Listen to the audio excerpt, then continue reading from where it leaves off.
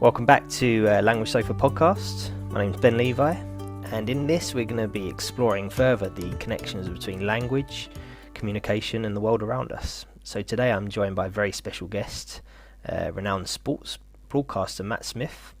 If you've ever watched major football tournaments, Champions League nights, or some of the biggest sporting events around the world, chances are you've heard his voice bringing the action to life. But what you might not know is that Matt's career isn't just built on his passion for sport. Language has played a huge role in shaping his journey.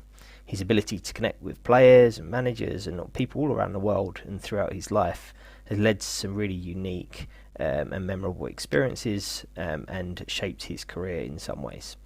So in this episode we're going to dive into the power of language in football and broadcasting, as well as careers.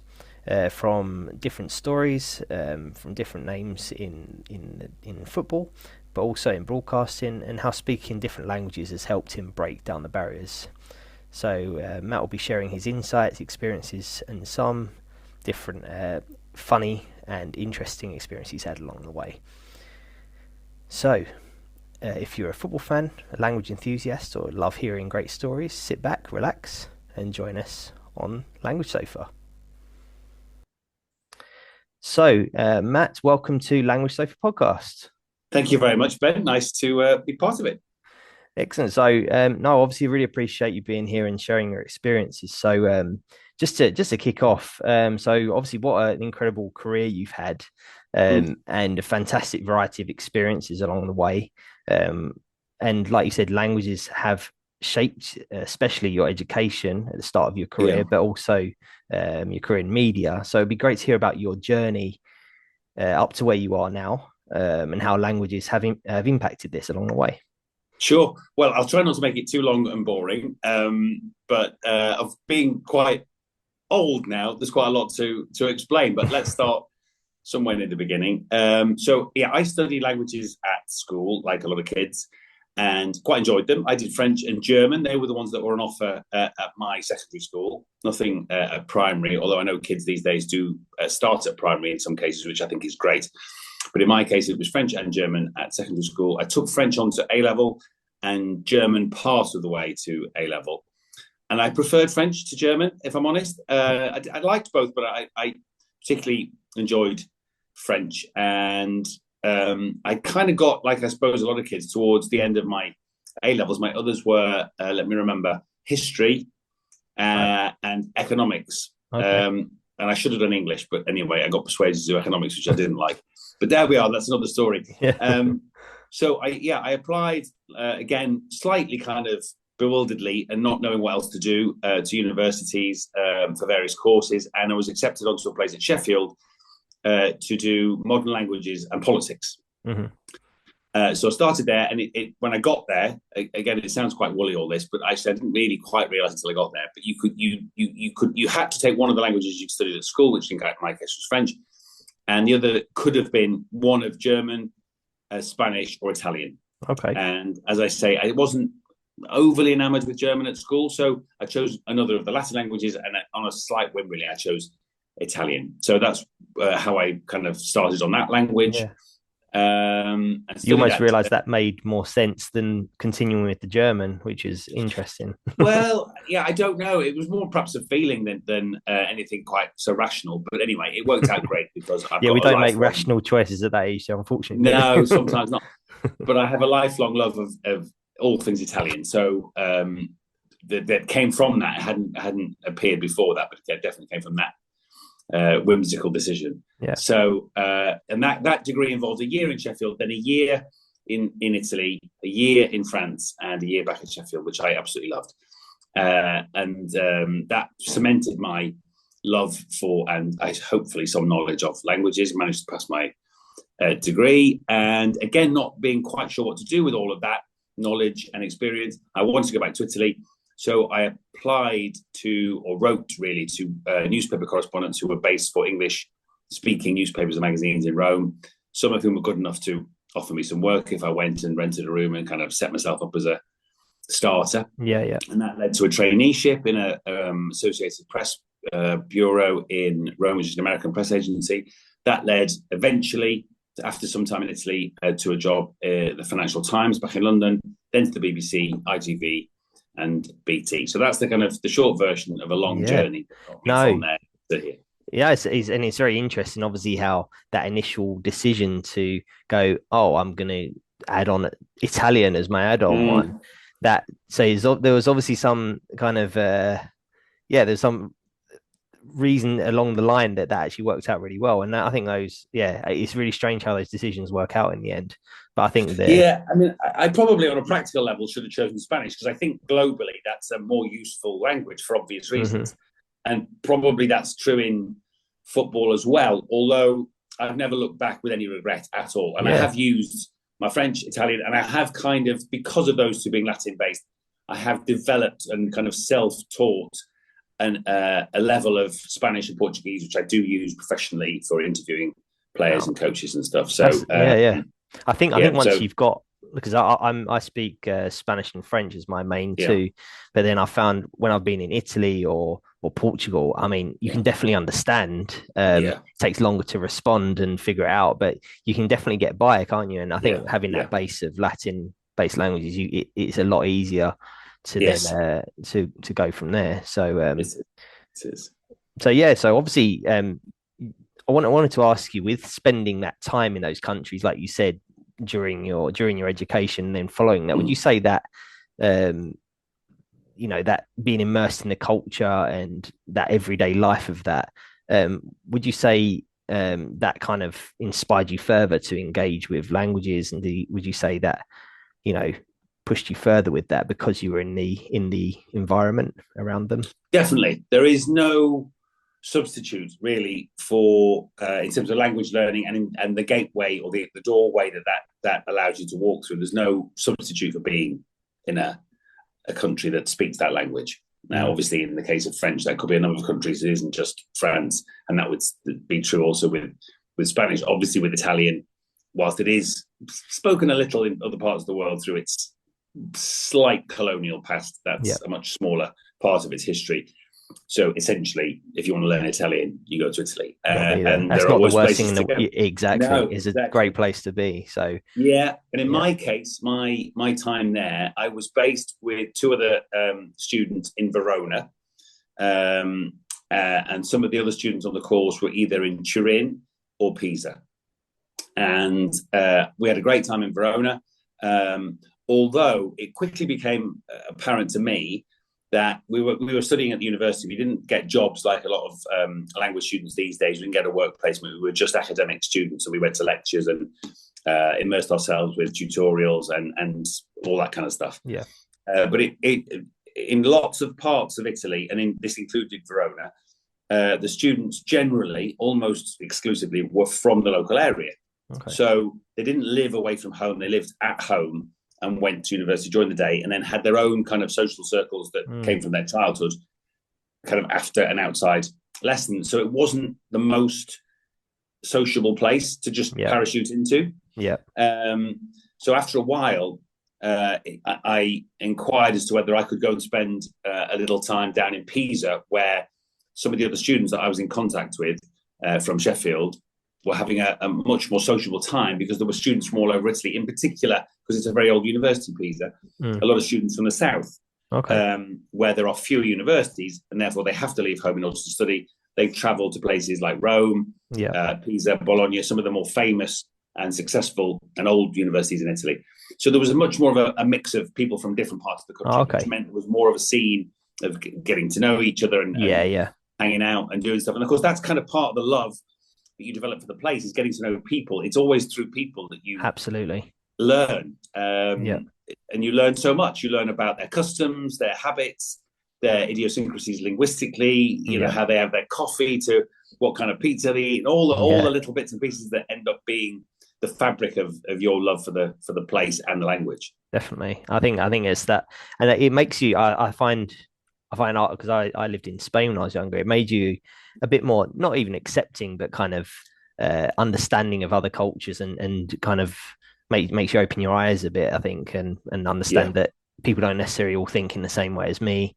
As English people, there is a tendency to be a bit closed-minded sometimes. I think everyone should mold to how we are. So I think, I think it does open your eyes when you spend a bit of time abroad, and you are the outsider at that time. You do have to. Yes, well, So we are lazy, aren't we, as a nation, because our language, through our own history, and then obviously more recently through the history of the United States, is such a dominant force globally that we allow everybody else to do the hard work, do the heavy lifting, and learn English, which is not an easy language to learn, actually. So phrasal, and it's idiosyncratic, and the pronunciation is very whimsical. It's mad. It's fiddly. So that's part of it, isn't it? We are a bit lazy, and also we're an island race, aren't we? Like certainly an island nation, and so we're a bit closeted in our outlook at times. I think. I wish we weren't, but we are. Hence, I guess Brexit and all that's gone with that. Clearly, as a language student and someone that's lived in parts of Europe, I don't know if you feel the same. I certainly feel strongly that was a terrible turn. Yeah, I think I was naive to it at the time. I don't really go into politics too much. I try and my life's regardless of your political views, it just culturally, to me, it created a barrier that previously hadn't felt so definitely visible. I think what was sold with it as well to a lot of people was inaccurate, and there's lots of elements of that, and unfortunately it's, I think we appreciate how that movement across borders is so important. I think and sort of being closed-minded to go and this is our country and all that stuff, I think that's antiquated. I think it's really important to it's the world. We should be able to share our knowledge and share our beliefs and be all right with each other's differences. I think that's a really important element. So for sure. And I think certainly as a language student, we've obviously both been through that prism, and it enriches your life. There's no doubt. Even if you just look at it selfishly, you get so much from it. That's a great thing to have for the rest of your time on Earth. Absolutely. So going back to your broadcasting career, obviously you've worked with the BBC, ITV, BT Sport, TNT, Talk Sport, which I listen. That's my journey to and from school is Talk Sport all the way. Normally listen to Ali McCoist having a go at the other pundits on there, but So what role would you say languages have played in as part of your interactions or communications with people maybe that you've interviewed, or has it helped build relationships with people within that field? Definitely. It was a point of kind of difference and an advantage to me, obviously because I'd lived in Italy both as a student and France as a student, but then I'd gone back at the end of my degree to live in Italy as a period, as I said, as a kind of young cub newspaper reporter. I'd had a lot of exposure to their obsession with football, which certainly mirrors the one that we have in this country. And they have, as I'm sure people know now, they have sports daily newspapers that focus a lot on football and their other passions, motorsport and the other sports that they're into in Italy. And it's a similar story in France with L'Equipe and other big newspapers. Obviously, Spain has a very similar culture. So there are parts of the world not that far from here where sport plays a big part of the everyday conversation. And that really opened my eyes to all of that and gave me a deep knowledge of it. Because I used to read those newspapers every day. It was a great way to learn the language, the idiosyncrasies of the language, how they used to use kind of quirky phrases in a football or sports context, and that stayed with me. And so I brought a lot of that back with me. And when my career turned from news into sport at the BBC, I suddenly had this kind of facility that I also had in news as well, but it gave me a gateway into European football. And when I joined ITV in particular, and then obviously BT, I have effectively followed the path of the Champions League and the other European competitions for the last 25 years, really. And that's been fantastic for me to be involved in that year in, year out, and to make all those trips that I have around Europe and beyond. And the languages have definitely come in useful really often. I guess, because I think as soon as you, as soon as you speak someone in their language, whether it's a footballer or anyone, even those little communications, you suddenly see them open up. You're like, oh, okay, you respect me, you're showing that you value me, and it works, doesn't it, on all levels with that. Definitely. And of course, you don't have to go abroad to do that. There are now the Premier League that we cover here, as well as the Champions League. is obviously populated by people from all over the world, and they're not just European. Obviously, there are a lot of South Americans and people from parts of the African continent who speak French and sometimes Portuguese as a first language. So I remember when Darwin Núñez first arrived at Liverpool, I was sent to interview him in his first couple of days at Liverpool a couple of years ago. And that clearly had to be in Spanish. And actually, his English is still a work in progress. I think it's fair to say. And he's not that confident in it. But and I had to kind of get my ear around Uruguayan Spanish, which is, as you will know, a little bit of a jump from Castellano or kind of mainland European Spanish. So the pronunciation certainly is quirky different. Definitely. So, and you want to understand as much as you can of what he's saying, because otherwise you're asking questions into a void, aren't you? If you're not across those answers, then it's not a conversation. You're just asking. It doesn't flow.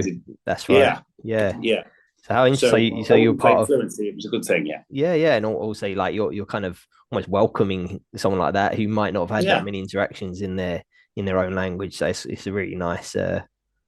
It's a different experience, isn't it, when you can do that? But yeah, so with that, in talking about interviews with people, have there been any sort of standout moments where you would say, if I hadn't had my language skills at this moment, obviously apart from that one, there obviously have been more where you'd say, if I didn't have my language skills, this might have been a different story, and you might not have got your point across?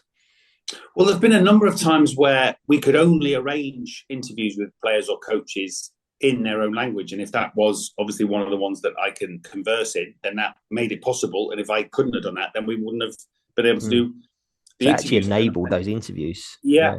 Now, generally, again, partly because I think we are not that open-eared as a nation, on the interviews that we record before live coverage, if you like, on the day before, often when those players and coaches are available.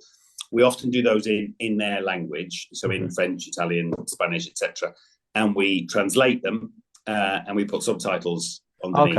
Okay. So they're done before. Okay.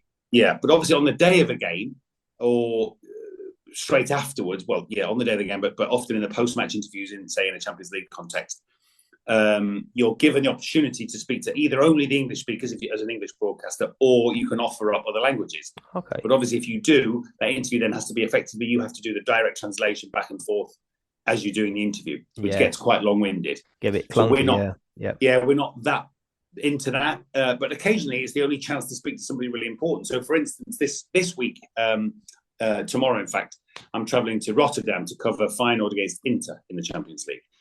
Now, Robin van Persie obviously has taken over at Feyenoord, and his English is probably better than mine, so no issues there. But Simone Inzaghi, who's the Italian coach of Inter Milan, to my knowledge, doesn't speak English, certainly not confident enough to do a broadcast interview in it. Yeah. So the only way you can speak to him pre and post-match, and in my case it'll be post-match, will be in Italian. And therefore, if TNT want me to do that, I will do the translation back and forth as the interview unfolds. That'll be fantastic to see. I'll definitely keep an eye out. And that is a great gift that you can bring to the job. No, of course. No, obviously I'll have a look at that. I don't tend to follow Champions League much, being a West Ham fan. We wish. European adventures, Ben. We have. We've done our little bit. That was enjoyable. But I think like you said, the opportunities that gives you, for example, being able to interview someone like that must be fascinating as well. And because obviously they just wouldn't be able to interview them. So I think that's fascinating. But in terms of those communications, has there ever been a standout funny moment of lost in translation, or someone you've interviewed, you've gone, wow, that's been a strange moment or a funny moment? Yeah. Well, yes. So when Carlo Ancelotti was at Everton, I went to interview him at the Everton training ground. He obviously speaks pretty good English, but he was telling me a funny story that when he'd moved into where he was staying in kind of the Crosby, Formby area of coastal North Liverpool, he used to like riding around on his bike when the weather was all right for a bit of fresh air when he wasn't at work. And if he passed Liverpool fans who spotted who it was, they used to throw him a few choice words. Choice words, exactly, in their broad Scouse accent. And I think because the accents obviously can be quite strong, I think initially he said I'm not sure if I'm hearing it right. I said, well, what does it sound like? So he told me what it sounded like. I said, oh yeah, I think what they're saying is, what you can imagine they're saying. We don't need to dwell exactly on the specifics. So he said, well, so what do you do in that situation? So I said, well, if I were you, I'd say it straight back to him. So he said, right, I will. So then I saw him a few months later for another interview, and he said, oh, it's working a treat. Everywhere I go on my bike, all the Liverpool fans tell me to off, and I say, and you can off as well. And it apparently goes down great. That's it. People love it. So they appreciate he gives it. as good as he gets. Yeah. Languages in practice. That's right. And so yeah, you've got him through that situation, hopefully. I don't know if you needed any help particularly. I think it was more a question of whether it was rude or not. But yeah, he's a man of the world, a man of great experience. And again, it's a cultural norm, isn't it? Not that the cultural norm is that Scouse people hurl abuse at people, but this it's understanding. Just Everton managers or Liverpool managers, depending on their right. Call vice versa, yeah. So either way around. But no, that's great. So from your perspective, because obviously I'm in education, I'm a teacher of Spanish and French, and obviously I'm constantly trying to not only teach students but give them a reason for doing it as well, and that's quite tricky at times. Sometimes boys don't connect with it, and they don't really know why, and it takes a lot of motivation. So from your perspective, what sort of advice would you give someone in terms of what languages have done for your life and career, and giving importance to languages in that? So it's made a massive difference to me professionally in a job that I'm sure lots of people would like to do. And I've been lucky enough to do a job that's very rewarding and a bit like having a hobby almost for a job. So I'm very conscious of that. I'm very aware of that. And part of the reason I think I've been able to stay in that industry and work in it successfully for the last 25, 30 years is the fact that I bring skills like languages to the table. And I think it underpins an appreciation of not just languages other than English, but it gives me an appreciation of the English language, because I think once you understand how languages work and how they differ one from the next, it enriches your base for your own language. And I've taken more and more interest in the words that form our own language and how to use them best, because obviously that's part of my job as a storyteller. You have to think a lot about what you're saying. Yeah. Words are my business, really. So I think it extends back into your own language. I think it bounces back into your own appreciation, your own sense of articulation in your own language, which is important, I think, in my profession. But I would say to anybody who was watching this or listening to this, that it goes beyond any walk of life professionally. It goes into the kind of life you want to live and the kind of world you want to be part of. I think it's that important. I think if you want to travel and see, we're only here for a short time, each and every one of us. If you want to see the world around you and appreciate the amazing places and people within it, then languages are your gateway.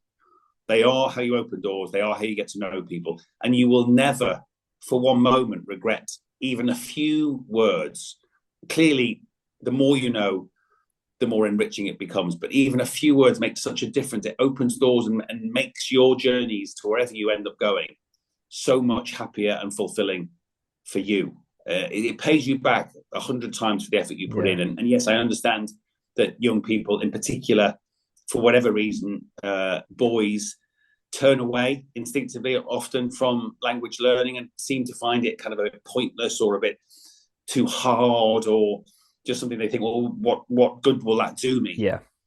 But if you think about, for instance, and I know this might seem flippant, but if you think about the way we learn language, our own language, across the Atlantic into the United States, and how we appreciate American culture for the idiosyncrasies that we pick up about how they use their version of English, whether that's in song or in film or literature, any kind of obviously cultural setting, but even in business, whatever walk of life you're in, just your ability to understand English as it's spoken around the world. And the same could be said for Australia, Canada, and so many other parts of the world, into large parts of Africa, etc. English is spoken so widely that your jump into those different cultures through English helps you and gives you a lot back. So think about how you can do that same thing with all the other languages that might be available to you and the cultures that you would understand that are so more removed from our own, perhaps. If you went to China or South Korea or any part of the world where culturally there's a big shift from maybe west to east or north to south or whatever it might be, whether it's about food or anything really, your appreciation for the place you're in and the people you're standing next to and hopefully talking to and listening to, because it's as much about listening as it is about talking. It's not just about our voice, it's about our ears. And that is the bigger part of the joy of language, is your ability to understand what other people have got to say. Well, I think they're the most inspirational words I've ever heard. I'm going to play that back to my students because they need to hear that. They need to hear that. They're sick of hearing me saying it. It will pay them back. It always absolutely has paid me back. I've never regretted for one moment being a language student, and I still am. I'm still very much. We're all students, aren't we? Absolutely. Are you continuing learning any more languages, or are you? Yeah, well, I work. I keep telling myself I'm going to do something a bit more formal, but time hasn't allowed really for me to do that, although that's also a slight admission of guilt and laziness on my part. But I have worked in my own way at developing my Spanish and Portuguese, at least professionally, for the purposes of the job. And I would love to develop them further because, but to do that, what I'd really like to do is go and spend more time in those two countries, which I do find really interesting. Again, in lots of different ways, I find Portugal and Spain, really places that I'd love to see more of. Yeah. And obviously a very important point, which I know you spoke to me before about, probably the most important thing, you met your wife through being on the same course. True. So look at that, Yes, and she was an Italian and French teacher initially at secondary school, having been a teacher of English as a foreign language when we lived in Italy. And she now teaches in a primary school, but part of her remit within the primary school is teaching Spanish to year 5s and 6s, which she really enjoys. Look at that. That is just great. And that's the best thing about it all. There you go. It is the gift that keeps on giving. That's it. So, no, Matt, I really appreciate your time to talk about this. And I think it's been absolutely fascinating, interesting. And no, I really appreciate you coming on to talk to me. Not at all, Ben. I've really enjoyed it. It's a little trip down my own memory lane, but hopefully of some use to the viewers and listeners, and may they take their own journeys. Excellent. Well, thank you so much, Matt. My pleasure. I'll see you later. Cheers, Ben. Cheers, then. So thank you for tuning in. This was episode 4 of Language Sofa Podcast, and I'll look forward to seeing you next time.